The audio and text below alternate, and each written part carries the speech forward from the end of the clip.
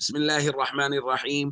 عن أبي هريرة رضي الله تعالى عنه قال قال رسول الله صلى الله تعالى عليه وسلم في الحديث: فيأتوني فأسجد تحت العرش فيقال: يا محمد ارفع رأسك واشفع تشفع سل تعطى.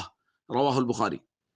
حضرت ابو ہریرہ رضی اللہ تعالی عنہ ایک لمبی حدیث بیان فرماتے ہیں کہ نبی کریم صلی اللہ علیہ وسلم نے قیامت کا منظر بیان کرتے ہوئے ارشاد فرمایا: اللہ رب العزت اولین و آخرین کو جمع کریں گے ایک چٹیل میدان میں۔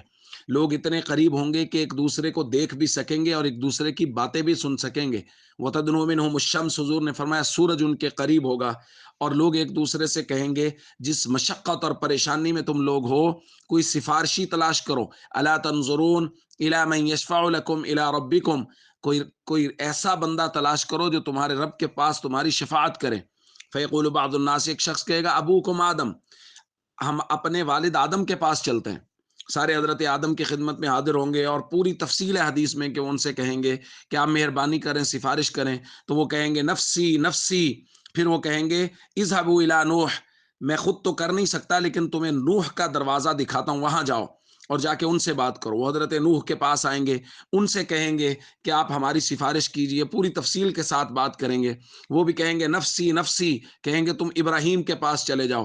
حضرت ابراہیم بھی کہیں گے نفسی نفسی، وہ کہیں گے تم موسیٰ علیہ السلام کے پاس چلے جاؤ۔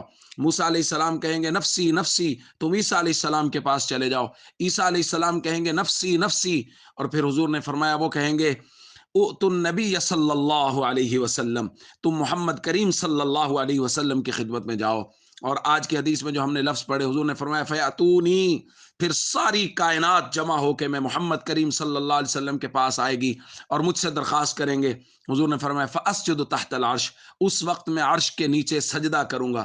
فیقال، اللہ کی طرف سے آواز آئے گی یا محمد ارفع رأسک، پیغمبر سر اٹھائیے، واشفع تشفع، آپ شفاعت کرتے جائیے میں قبول کرتا جاؤں گا، سل تعطا، آپ مانگتے جائیے میں رب العالمین عطا کرتا جاؤں گا۔ دوستو، ہمارے آقا حضرت محمد کریم صلی اللہ علیہ وسلم اولین و آخرین کے سفارشی ہوں گے۔